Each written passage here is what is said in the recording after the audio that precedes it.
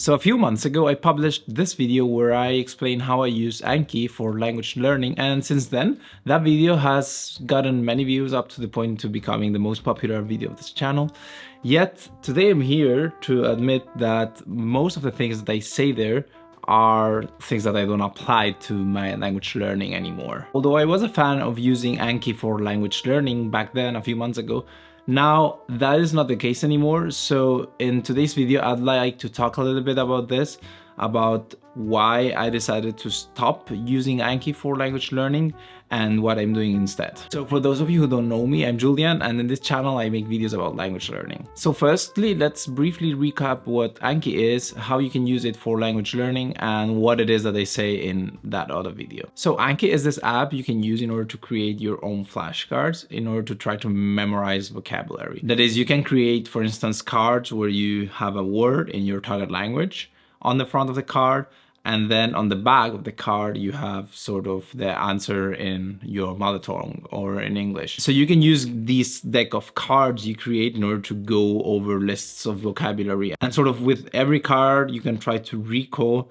the translation of that word and then check, touch the card and check out if you got it right or not. However, one of the problems that you might encounter if you use Anki for language learning is that at some point the decks might become too large, like you'll have too many words to learn because you are constantly adding new words, like the words you encounter in the materials you read, for instance, and thus at some point you're gonna get a little bit lost and you're gonna feel a little bit overwhelmed by the large amount of cards that you have to review, right? So in my previous video, I talk about this and other problems that using Anki for language learning has, and I also explain how I try to counter them. I explain how I try to prevent those problems from happening, like for instance by only adding the most important words to the deck, or I think I also say that I was putting a cap on the amount of words that I could add to the deck every day, etc. So in that video I talk about this, and I also give a bunch of advice that I came up with so that I could use Anki in a more efficient way. So back then I would use Anki quite often, and I would actually try to learn words with it. But at some point I started realizing that it wasn't that efficient. I didn't feel that I was making a big progress in those languages I was trying to learn just by checking out Anki and doing other things, right? But I felt it wasn't helping me that much. And at that moment, something relevant that happened, like a turning point, was that I watched one of Luca Lampariello's videos where he explains why he doesn't use Anki and what he does instead. Like he said, I think it's called the 3 best ways to learn vocabulary. So actually the video is called 3 amazing ways to memorize vocabulary without flashcards. So what he says in that video is essentially that instead of going over flashcards over and over again, what you should be doing is to go over certain materials that you're using in order to learn a language, like some texts or podcasts, but that you should do this repeatedly, that you should listen to the same podcast many times so that the new words that show up there end up sticking. So let's watch a short fragment of that video. The advantage here, though, is that this practice, which I call listening to review, keeps your reviewed language material connected to its natural context. This allows you to use context cues to strengthen your memory of learned words and expressions much more easily. So this video was especially revealing to me because it came at that moment in time when I was already starting to doubt how effective Anki was. And given that Luca is the polyglot I most admire and most respect, I thought that I should consider what he was saying and start applying his lessons or his methods, let's say.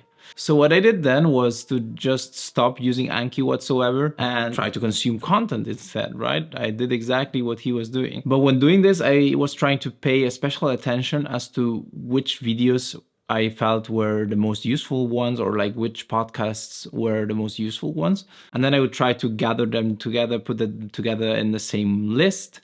And then what I would try to do is to check this list often. So this way I would be watching the same video 3 or 4 times, let's say, over a month. So I usually use YouTube videos in order to get comprehensible input. So what I would do is the first 1 or 2 times I would watch a video, I would pay close attention to the words I didn't know. So I would make sure to translate them and to understand basically all of the words in the video. And so the next time I would listen to that video, maybe 1 week later, I could already feel that I was understanding more than the first. So some of those words that I had translated the first time I watched that video were now comprehensible to me. Yet there would still be some words in there that I had already forgotten, right? So whenever this happened, whenever I didn't understand something, I would again stop the video at that moment, make sure to translate the word I didn't understand, and yeah, then I would continue listening to the video. So by doing this and by doing many iterations over the same video, like by watching the same video many times over a long period of time,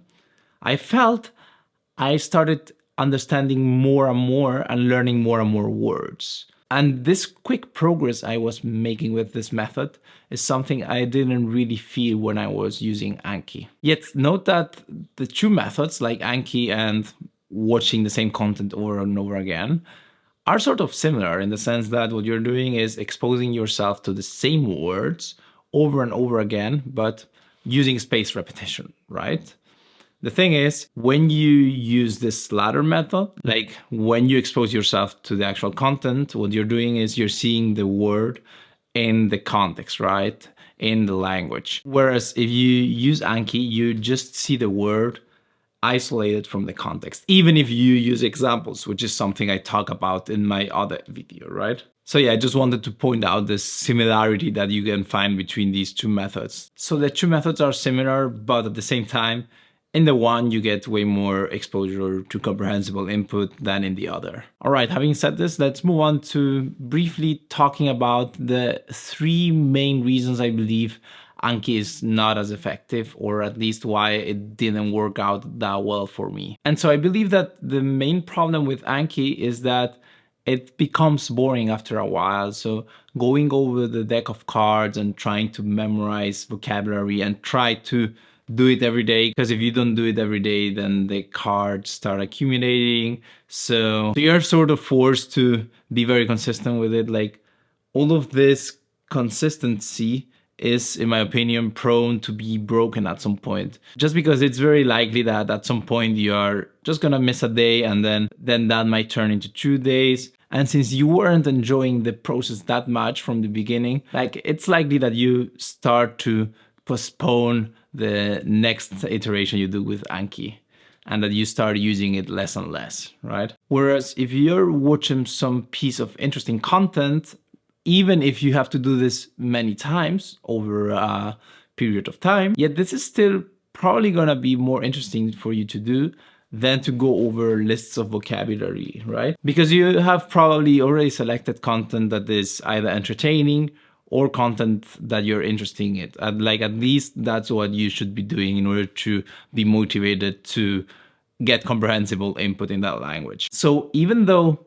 in this second method, you have to go over this content many times in order to learn new pieces of vocabulary, you're more likely to do that because you find the content useful and entertaining, which wasn't the case with Anki. So overall, like it's way more likely for you to stick to the second method than to stick to the method of reviewing vocabulary lists over and over again, like just because it's more entertaining and more fun. And one could talk more in length about why Anki is more or less effective, but today I think I just wanted to give like a general overview of why I believe Anki is not that effective and why Luca's method, let's call it that way, works better, or at least why it's working better for me, or why I believe you should be using that instead. So to wrap up here, my main message is not to tell you to stop using Anki. Like if you believe that that's working well for you and it's helping you learn more words, then fine, just use it. My message would be rather try this other method instead.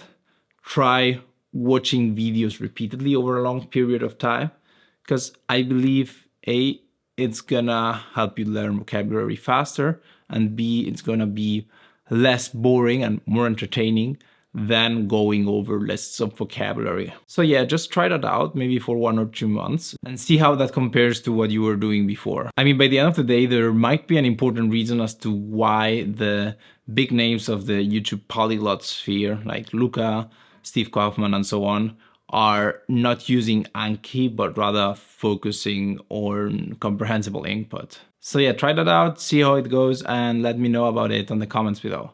All right, thanks, and see you next time.